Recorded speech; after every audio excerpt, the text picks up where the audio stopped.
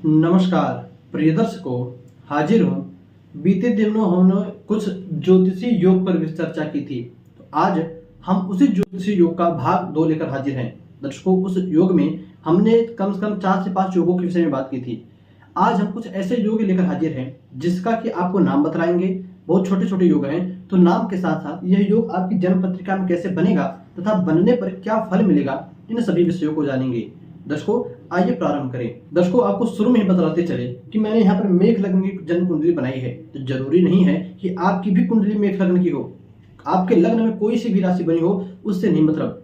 हाँ, यदि कहीं पर राशि लग्न का बदलाव आएगा तो मैं अवश्य बतलाऊंगा कि यहाँ पर इस लग्न के में यह योग बनेगा अथवा इस राशि पर घटे तो यह योग होगा।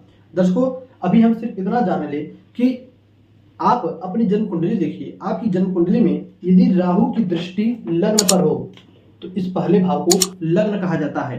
आपकी जन्म कुंडली में राहु की दृष्टि इस लग्न पर हो तो यह सूत्र कहता है कि ऐसे जातक की जन्म कुंडली में यह मदन नामक योग बन रहा है। कहीं कहीं पर इसे वृक्ष हंत्र योग नाम से जानते हैं। इसका अर्थ यह है कि जातक की मृत्यु उसके ऊपर किसी न किसी प्रकार के वृक्ष के गिरने से होती, कोई पेड़ उस जातक के ऊपर गिरे और उसी से उसकी मृत्यु हो जाती है। इसी जन्म कुंडली में राहु लग्न पर दृष्टि, देखिए बैठे नहीं होनी चाहिए, दृष्टि डाले। सप्तम भाव से बैठकर लग्न पर दृष्टि डाले, तब आपकी जन्म कुंडली में, आपके राहु कुंडली के सप्तम भाव में है तो आपको पेड़ों से बचकर रहना चाहिए। जल्दी आपको किसी वृक्ष के पास, किसी पेड़ के पास नहीं जाना चाहिए। दर्शकों, इसी प्रकार जो दूसरा योग है वह नासा छेदन योग है। यह योग कैसे बनता है? तो सूत्र कहता है कि जन्म कुंडली के छठे भाव में शुक्र बैठे हों और लग्न में मंगल देव बैठे हों। तो ये रहा कुंडली का छठा भाव। यहाँ पर आप शुक्र को बिठा दीजिए और लग्न में मंगल देव को बिठा दीजिए, तो यह बनता है नासा छेदन योग। इस योग के होने पर जातक किसी की जन्म कुंडली में हो, अधिकतर आप देखो तो महिलाओं की कुंडली में यह योग जरूर मिलेगा। चाहे शुक्र छठे भाव में बैठ जाए, चाहे मंगल लग्न में बैठ जाए, तो इस योग के होने पर चाहे पुरुष हो चाहे स्त्री हो, जिसकी कुंडली में यह योग बन रहा है, नासा छेदन, जैसे कि नाम से ही प्रतीत होता है, नासिका का छेदन, नाकों पर किसी न किसी प्रकार का निशान अवश्य बना रहता है। तो महिलाओं की कुंडली में जो वो नथुनी पहनती हैं तो नाक को छिदवा कर ही पहनती हैं, तो बनी गया साफ साफ। पुरुष की कुंडली में दी, वह पहले के जमाने में लोग कोई लोग पहनते थे नाक में थोड़ा छेद करवाकर, कुछ समय के लिए बाल इत्यादि पहनते थे। तो आज के समय में ऐसा कोई नहीं पहनता। हाँ, कुछ लोग विदेशों में पहनते हैं, तो जो बीच में होता है, दोनों नाकों के रंध्र के बीच में जो भाग होता है उसमें लटका कर पहनते हैं।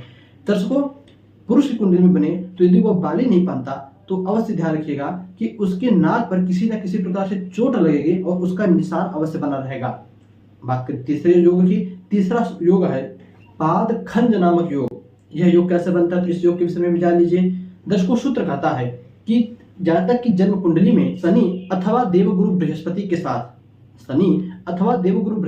साथ शुक्र देव बैठे हों अथवा उन पर दृष्टि डाल रहे हो। देखिए, अभी तक तीनों मैंने योग बतलाए, तीनों में किसी भी राशि अथवा लग्न का नाम नहीं लिया, सिर्फ और सिर्फ ग्रहों की युति हो रही है। पाद खंज योग कैसे बनता है तो कहीं पर भी शनि अथवा शुक्र बैठे हो, गुरु, अब किसी गुरु, हम सप्तम भाव में शनि को बिठा दिए, अब दसम भाव में गुरु को बिठा दिए। अब इस शनि अथवा इस गुरु के ऊपर शुक्र की दृष्टि पड़नी चाहिए। तो शुक्र कुंडली के सप्तम भाव में लग्न में हो जाए तो दृष्टि सातवीं दृष्टि से गुरु को और लग्न में बैठकर सातवीं दृष्टि से शनि को देखेगा, तो यह जन्म कुंडली में पाद खंज नामक योग बनता है। इसका भी अर्थ साफ साफ है। पाद यानी पैर, पैर खंज होना, पैर का खंडित होना, टूटना फूटना, किसी न किसी प्रकार से आपके पैरों में आपको चोट अवश्य लगती है इस योग के होने पर। इसी प्रकार जो अगला सूत्र है वह कहता है कि शुक्र की राशि में चंद्रमा बैठे हों और चंद्रमा की राशि में शनि बैठे हों तो यह असिघात नामक योग बनता है। दर्शकों, पुनः समझिए। मान लीजिए मैंने एक जन्म पत्रिका बनाई है तो शुक्र की राशि में चंद्रमा बैठे हों, तो शुक्र की कौन कौन सी राशि होती है? 2 राशियां होती है। आप अपनी जन्म कुंडली में देखो, क्या आपकी जन्म कुंडली के दूसरे भाव में अथवा सातवें भाव में चंद्रमा बैठे हैं?